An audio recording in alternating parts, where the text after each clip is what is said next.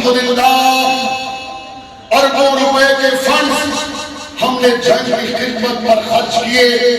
اس میں کوئی کمیشن ثابت کرے، کوئی کرپشن ثابت کرے.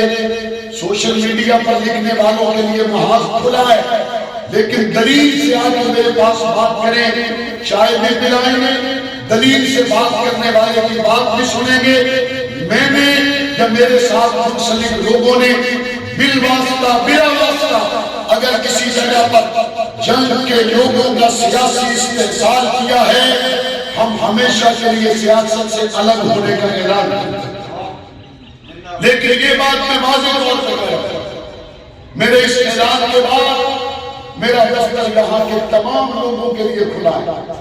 پی ٹی آئی کے لوگ آئے، مسلم لیگ کے لوگ آئے، پیپلز پارٹی کے لوگ آئے، کسی مکتبہ فکر سے تعلق رکھنے والے جنگ کے لوگ آئے، دلیل کے ساتھ بات کریں، انشاءاللہ جواب دیں گے.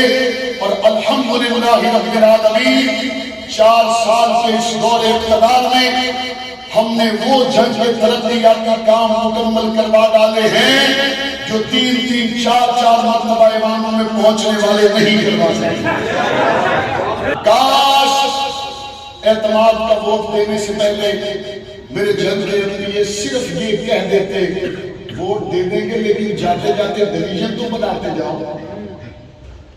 کاش یہی کہہ دیتے، لیکن انہوں نے طے کیا ہوا ہمیں صرف فوت ہو جانے والوں کے لیے فیصلہ چاہیے، دعائیں مغفرت چاہیے، اور کچھ نہیں چاہیے.